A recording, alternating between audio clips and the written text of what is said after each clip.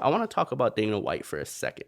I want to get into Dana White and his little rant on Francis Ngannou and the deal that he made with the PFL.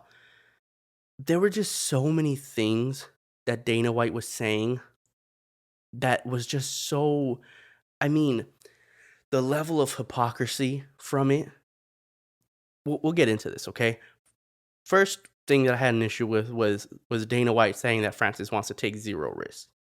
Francis is a guy that doesn't like to take risks. He wants to take zero risks in his career. Francis wants to take zero risks. Doesn't want to take any chances.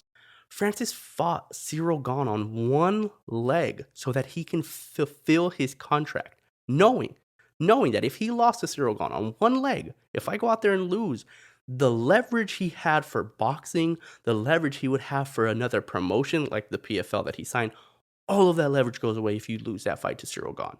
All of the leverage goes away.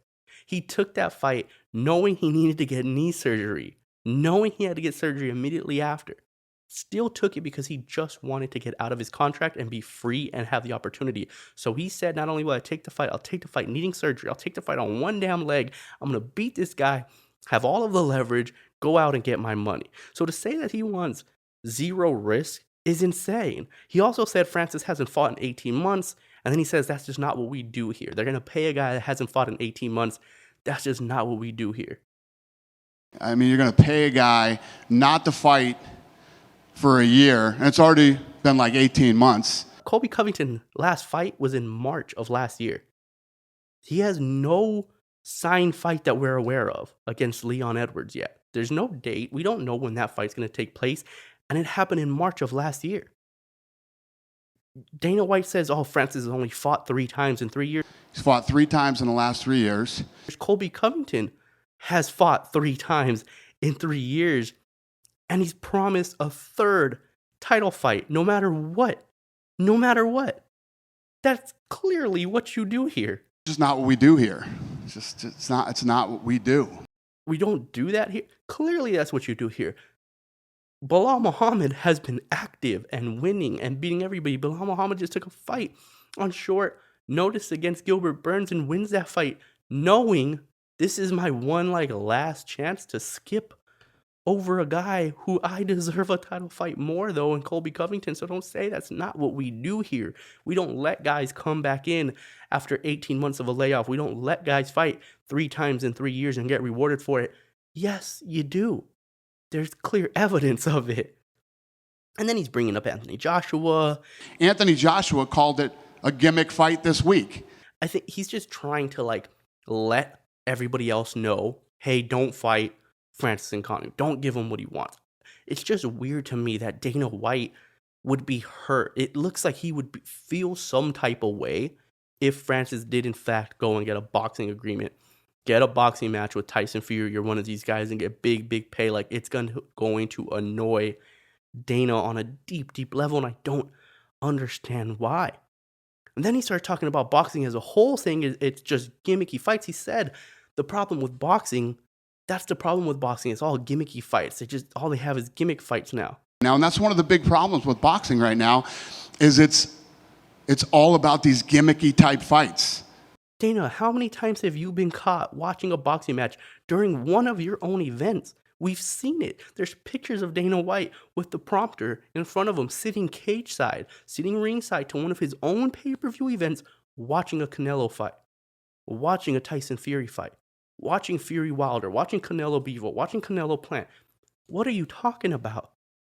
We had Bivol and Canelo. We had Plant versus Benavidez. We just had Tank against Ryan. And now we have Spence and Crawford. And you're talking about boxing is all gimmicks?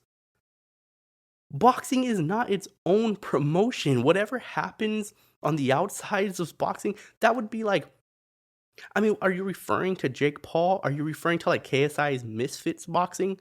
Because if that was the case, then we could say whatever that fucking basketball wrestling shit they do in the cage in Russia, we could just put that on you and say, oh, the UFC is all gimmicky fights. MMA is all gimmicky fights. Look at this weird, what are you talking about?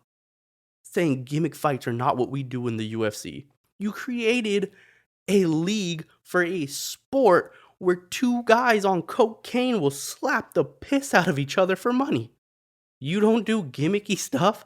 And your whole reason for creating this entire league was it does great on social media, but you don't do gimmicky stuff? James Toney, CM Punk, you don't do gimmicky stuff in the UFC? And if that's not bad enough, not even a week later, he tells Tyson Fury he'd put together a fight with him and John Jones if he was serious about seeing who the baddest man is. A week after you say this about Francis Ngannou and Tyson Fury, now you want to put together a fight between Tyson Fury and John Jones in the UFC? MMA guys versus boxers doesn't make any sense to me. I get it. Listen, it's not the fact that Dana's acting like a heartbroken ex over Francis that bothers me. It's not. I get it. You know, you guys missed on a massive fight that would have done huge numbers. It would have been a big pay-per-view event, Francis and John Jones, and you felt like Francis did you wrong in a sense, and you felt like Francis kind of took that from you guys, took that opportunity from you guys. So I get it. I get why you're upset of it. I'm not. That's fine. I actually like Dana White. I've always been sort of a fan of Dana. It's just the hypocrisy as of late. I love how bullish Dana White is. I feel like a lot of organizations, especially promotions, need that bullishness. Throughout the pandemic, there was one promotion that was flying through it, and that was Dana White in the UFC because he was bullish on it. Whatever we got to do to make it happen, we're going to make it happen. If we have to go to Abu Dhabi, we're going to Abu Dhabi. If we have to fight in front of zero crowds at the Apex, that's what we're going to do, but we're not stopping what we're doing. That bullishness is why they're here. Dana White is a massive part, and a lot of people are like, it's a Fertitas, and it was the deals that he had. He wasn't the guy behind it, but he was still the face, he was still the voice, and he was still bullish on his dream and what the UFC could be. So I don't want this to sound like I hate Dana White for any reason at all. I appreciate Dana White for what he has done for the UFC and what he has built the UFC to be, even the outside help he's had. I'm only speaking of him right now. I don't dislike him, but what I don't like is the hypocrisy. It's the fact that he'll be so hypocritical when trying to prove a point. He talks about YouTube kids. When it was Logan and Jake earlier on and who they want to fight, and Jake calling out Connor and Jake calling out all these UFC guys, it was all these YouTube kids. I don't know what they're doing. Don't talk to me about that stuff. I'm not involved in that YouTube kid stuff. And now Prime is a sponsor, and he has the Nelk boy sitting cage side every fight. You are into that YouTube kid stuff. You love that social media stuff. It's why you created the Slap League, the Power Slap League. It's the fact that he tries to paint every other promoter like snakes and pretends that he has this high moral compass and these unshakable ethics when we know you are all on the same boat. It's the same thing for all of you guys. It's caring more about growth and the bottom line more than the athletes who make the sport. It's what you all do, from one championship to PFL to the Steven Espinoza of Showtime, the boxing promoters, to the UFC and Dana White. Nobody looks at you guys as all different. Yes, there's some people that do really shady stuff, and I'm not putting Dana White in that category of like illegal things in order to take advantage of people. But you don't have this higher level of ethics and morals than these guys. You're all kind of in the same boat. You all care about the numbers. You care about the bottom line, and you're supposed to. It's the fact that you're acting as if you don't and they do. That's my issue with Dana White right now. It's fine. Like, we've known this for centuries. Just stop pretending to be so different. And if anybody would have asked me, right, that the reporter asked a question, and I'll give Dana White this credit. He didn't just come out of nowhere and want to it wasn't like a live stream where he just wants to go off on Francis Ngannou. He was asked a question from a reporter, but when the reporter asked a question, what do you think about Francis' deal with the PFL? And if you would have pressed pause right there and told me, hey, what do you think Dana White's response is going to be? Yes, it would be something a little bit smug. It would be some type of backhanded, But if it was legit how I think Dana was going to answer it, would have been, yeah, whatever. Cool, good for him. We'll see how that turns out. You know, whatever. Like, wish them the best. Let's talk about Dern and Hill. Let's talk about Kai Kara France coming up. Let's talk about UFC 291, who we're just putting together. Let's talk about our next pay-per-view. Let's just move on from that. I don't really care about that. That's what I think.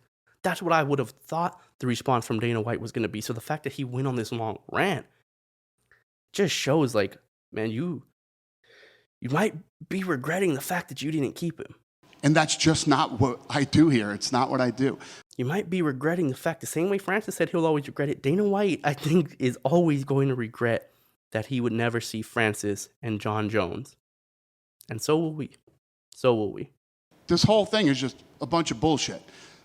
So that's my 2 cents. Hey guys, thanks for watching this clip from the Sicko Sports Podcast. If you want to catch the full episodes, you got to head over to Spotify. Just type in Sicko Sports Podcast, or you can just click the link that's down in the description. Thanks as always. See you next time.